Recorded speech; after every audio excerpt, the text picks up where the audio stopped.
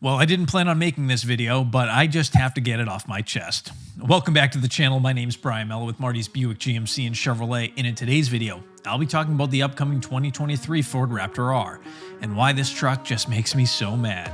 So let's get into it.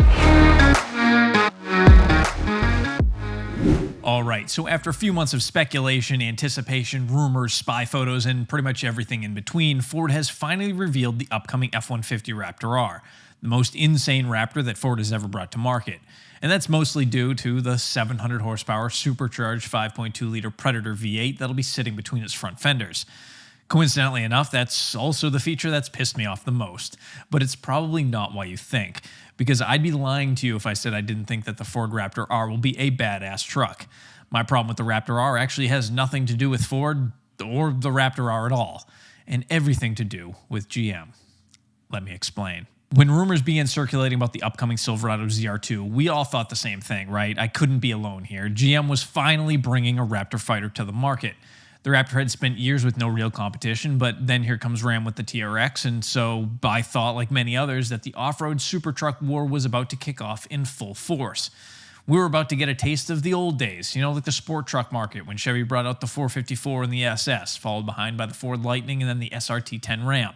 As an enthusiast, just the idea of this happening was enough to keep me on the edge of my seat. And with the ZR2 announcements, I thought it was all happening. Because after all, competition between manufacturers is what helps fuel these ideas, and competition is what allows consumers to get the best products possible. Everything seemed to be lining up perfectly. Now, when the ZR2 was finally revealed to us, I won't deny that the lack of a forced induction V8 seemed to be a bit of a fail at first, but the ZR2 wasn't meant to be a desert race truck like the TRX or Raptor. It's meant to be more of a trail truck or overlanding truck, and from that viewpoint, GM nailed it, because that segment has certainly been lacking. I'd put the ZR2 up against the TRX or Raptor on actual trails any day of the week. With its front and rear E-lockers, DSSV suspension, and one-pedal driving, the ZR2 does what it's designed to do, and it does it very well. So before you think this video is a ZR2 bash episode, well, you're wrong. The ZR2 is a badass truck, but like the Raptor, there should be a next level. In an article I read a while back, I believe it was GM Authority who said that according to one of their GM insiders, the reason that GM never brought a Raptor competitor to market was mostly due to the added complexity in the manufacturing process.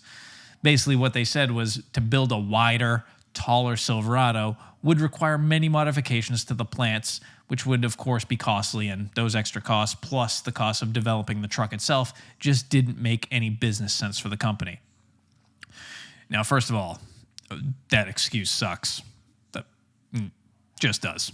I'm no engineer, so I have pretty much no real-world experience when it comes to how these factories really work and the complexity behind all of them, so I could be totally wrong here, and I understand that building a wider and taller truck certainly could pose an issue because of space.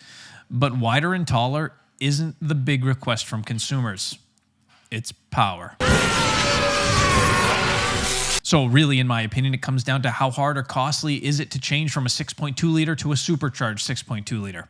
I just can't imagine that it is all that complex. They certainly didn't seem to have an issue when it came to the new Escalade V, so why not do the same thing with GM's top-selling product, the Silverado? It just doesn't make much sense to me. And what makes this worse is that, as much as I hate to admit it, it certainly looks like the age of the internal combustion engine is coming to a close. But some brands like Cadillac seem to be getting at least a last hurrah with like its CT4 and CT5V Blackwings alongside, of course, the Escalade V. But what about the Chevy side of things? Sure, we have the C8 Corvette and we've got the Z06, but those are to be expected. Where's the last hurrah for Chevy's pickups or even their SUVs? Sure, we've had a few rumors of a Tahoe SS, but nothing enough at this point to think it's actually becoming a reality, at least in my opinion. I had hoped, really hoped, that we would have been teased with something by now, but the fact that we haven't yet is what really pisses me off, because with ICE phasing out and EV on the horizon, I'm quite confident now that what I want and what I was hoping for is just never coming. There's no excuse that I'll accept at this point as to why I'm not getting excited right now for a 650 plus horsepower Silverado from the factory. None. It seems GM just decided to sit out of the off-road super truck fight while Ram and Ford slug it out in the ring, at least on the internal combustion side of things. If I'm honest, and some of you will hate this, but the Hummer EV slaps pretty much all of these trucks around. But regardless, I wanted a last all-in supercharged Silverado. I wanted the SS badge on the tailgate one last time to steal the headlines and make the people who've been waiting for years and years for this smile from ear to ear. I guess not all dreams come true, but let me know what your thoughts are. As always, I'd like to thank you all for watching. If you made it this far in the video, if you could do me a huge favor and just smash that like button, subscribe if you haven't already for fresh General Motors related news and content. Check out my friends over at gmpartsdepartment.com for all your GM OEM parts needs, and I will see you all in the very next video. Hopefully, it's a happier one. Thanks for watching, guys. See you.